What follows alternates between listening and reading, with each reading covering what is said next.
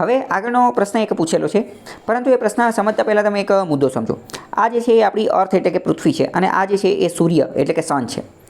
તો સૂર્યમાંથી જે સૌર કિરણો જે પૃથ્વી ઉપર આવે છે, સૂર્યમાંથી જે સૌર કિરણો આવે છે એને કહેવાય SR, સોલાર રેડિયેશન, એટલે કે સૌર વિકિરણો, સૌર કિરણો, એને શું કહેવાય? Solar radiation. અને આ જ કિરણો જે છે એ પૃથ્વી ઉપરથી પાછા પણ ઉત્સર્જન થતા હોય છે, પાછા પણ પરાવર્તિત થતા હોય છે, પાછા જતા હોય છે. તો પૃથ્વી ઉપરથી જે છે એ પાછા જતા હોય એને કહેવાય AR, એટમોસ્ફેરિક રેડિયેશન. એટમોસ્ફેર એટલે કે પૃથ્વી ઉપરથી જે પાછા જતા હોય ને એને કહેવાય એટમોસ્ફેરિક રેડિયેશન. તો પહેલું વિધાન એવું કહે છે કે પૃથ્વી જે છે એ સૂર્યમાંથી જે કિરણો આવે છે ને સોલાર રેડિયેશન એના કારણે વધુ ગરમ થાય છે, નહીં કે ટેરેસ્ટ્રીયલ રેડિયેશનના કારણે. તો પહેલું વિધાન બિલકુલ ખોટું છે. કેમ ખોટું છે? કારણ કે હકીકતમાં જે પૃથ્વી ગરમ થાય છે ને એ જે સૂર્યના કિરણો જે પૃથ્વી ઉપર આવે છે, સૂર્યના કિરણો જે પૃથ્વી ઉપર આવે છે એના કારણે નથી થતી. વધુ ગરમ એ એટલા માટે થાય છે કારણ કે સૂર્યના કિરણો આવે, બરાબર, પણ એ તો પછી પાછા જતા રહે.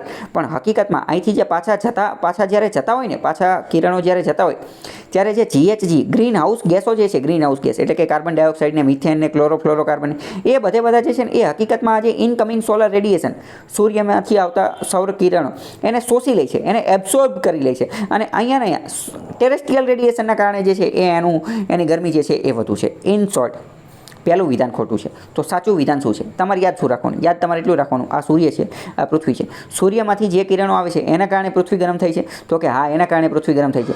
પરંતુ અત્યારે જે બહુ ખતરનાક ગરમી થઈ રહી છે એ એના કારણે નથી. એ જે છે એ ટેરેસ્ટ્રીયલ રેડિયેશનના કારણે છે. એ અહીંના પૃથ્વીની ઉપરના જે ગ્રીન હાઉસ ગેસ જે છે એ આ કિરણોને ટ્રેપ કરી લે છે. આ કોન્સેપ્ટને હીટ ટ્રેપ પણ કહે છે. હીટ ટ્રેપ એટલે કે અહીંયા જે સૂર્યના કિરણો જે છે એને શોષી લે છે. તો એના કારણે આ ગરમ છે, બરાબર. બીજું વિધાન શું? તો પહેલું વિધાન તો ખોટું થઈ ગયું. બીજું વિધાન શું કહે છે? આખો કોન્સેપ્ટ જે છે એને હીટ બજેટનો કોન્સેપ્ટ પણ કહે છે. એ પણ ઓલરેડી મેં મારા વિડીયોની અંદર જિયોગ્રાફીવાળું પ્લેલિસ્ટ છે એમાં જશો એટલે ખબર પડી જશે. બીજો એક ટોપિક આવે ઇન્સોલેશન. ઇન્સોલેશન એટલે થાય સૂર્યઘાત. સૂર્યઘાતનો મતલબ શું થાય કે ભાઈ પૃથ્વી ઉપર કેટલા સૂર્યના કિરણો આવે છે એને ઇન્સોલેશન જે છે કહેવાય, સૂર્યઘાત કહેવામાં.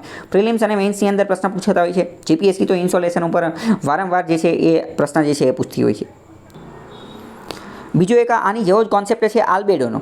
આલ્બેડો, બરાબર, કે કોનો આલ્બેડો સૌથી વધુ હોય છે, કોનો આલ્બેડો સૌથી ઓછો હોય છે. આલ્બેડો એટલે શું? તો આલ્બેડોનો મતલબ થાય કે સૂર્યમાંથી પૃથ્વી ઉપર જેટલા પણ કિરણો હોય છે એમાંથી કેટલા કિરણો પાછા જાય છે.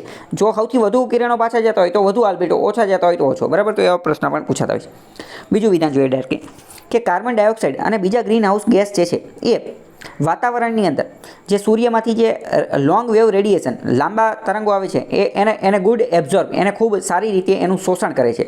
તો એ વાત બિલકુલ સાચી છે. અત્યારે તો મેં કીધું કે સૂર્યમાંથી જે કિરણો આવે એને પૃથ્વી ઉપર, આ સૂર્ય છે, બરાબર, આ સૂર્ય અને આ પૃથ્વી છે. સૂર્યમાંથી જે કિરણો પૃથ્વી ઉપર આવે છે તો એને શોષવાનું કામ કરી લે છે, એબ્ઝોર્બ કરી લે છે. કોણ? તો કે કાર્બન ડાયોક્સાઇડ અને બીજા અન્ય ગ્રીન હાઉસ ગેસ, બરાબર. તો હકીકતમાં પહેલું ખોટું છે અને બીજું સાચું છે. એ જવાબ જે છે આની અંદરથી આવશે.